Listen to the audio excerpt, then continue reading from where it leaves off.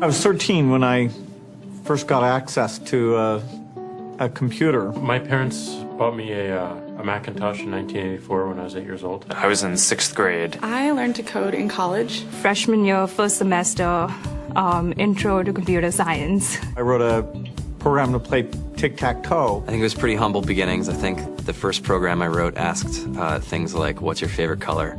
Or how old are you? I first learned how to make a green circle and a red square appear on the screen. The first time I actually had something come up and say, hello world, and I made a computer do that. It was just astonishing. Learning how to program didn't start off as wanting to learn all of computer science or trying to master this discipline or anything like that. It just started off because I wanted to do this one simple thing. I wanted to make something that was fun for myself and my sisters. And I wrote this little program and then basically just add a little bit to it. And then when I needed to learn something new, I looked it up either in a book or on the internet and then added a little bit to it. It's really not unlike kind of playing an instrument or something, or playing a sport. It starts out being very intimidating, but you kind of get the hang of it over time.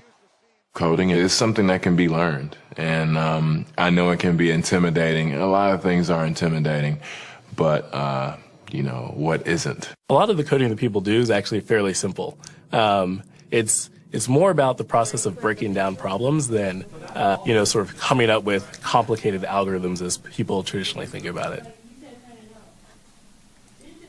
You don't have to be a genius to know how to code. You need to be determined. Addition, subtraction, that's about it. You should probably know your multiplication tables. You don't have to be a genius to code. Do you have to be a genius to read? Even if you want to become a race car driver or play baseball, or build a house, all of these things have been turned upside down by software. What it is, computers are everywhere. You want to work in agriculture?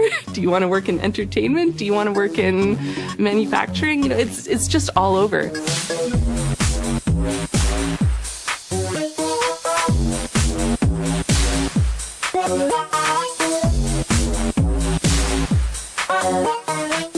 Here we are, 2013. We all depend on technology to communicate, to bank, information, and none of us know how to read and write code. When I was in school, I was in this after-school group called the Whiz Kids, and when people found out, they laughed at me and, all these things. And I'm like, man, I don't care. I think it's cool, and, I'm learning a lot, and some of my friends have jobs. Our policy is literally to hire as many talented engineers as we can find. The whole limit in the system is just that there just aren't enough people who are trained and have these skills today. To get the very best people, we try to make the office as awesome as possible.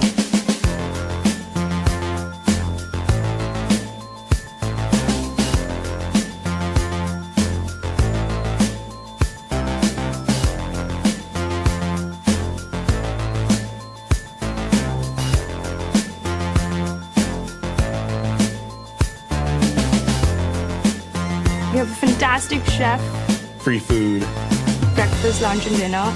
free laundry, snacks, even places to play and video games and scooters. There's all these kind of interesting things around the office and places where people can play or relax or go to think or play music or be creative.